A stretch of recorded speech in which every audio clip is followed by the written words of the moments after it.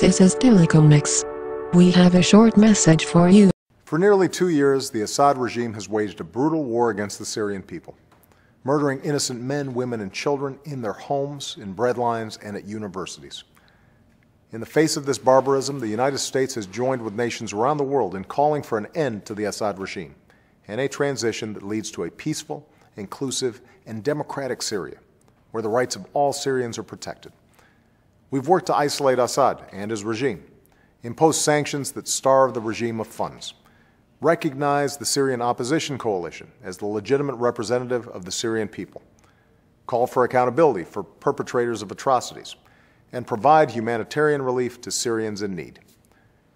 The relief we send doesn't say "Made in America," but make no mistake, our aid reflects the commitment of the American people. American aid means food and clean water for millions of Syrians.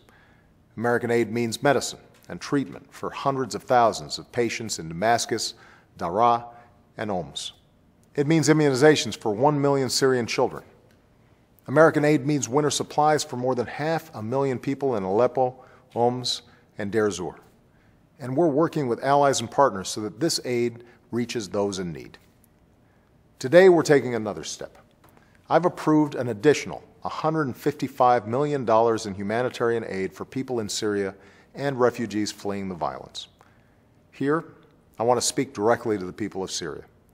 This new aid will mean more warm clothing for children and medicine for the elderly, flour and wheat for your families, and blankets, boots, and stoves for those huddled in damaged buildings. It will mean health care for victims of sexual violence and field hospitals for the wounded. Even as we work to end the violence against you, this aid will help address some of the immediate needs you face each day. This new commitment will bring America's total humanitarian aid to Syria to $365 million, making us the largest single donor of humanitarian assistance to the Syrian people. Today, I also call on the international community to do more to help these Syrians in need and to contribute to the latest UN humanitarian appeal. We're under no illusions. The days ahead will continue to be very difficult. But what's clear is that the regime continues to weaken and lose control of territory. The opposition continues to grow stronger. More Syrians are standing up for their dignity. The Assad regime will come to an end. The Syrian people will have their chance to forge their own future, and they will continue to find a partner in the United States of America. We use every communication technology that we master to try to keep the flow of information up. You are free to request anything from us. We do our best. We are from the internets. We come in peace.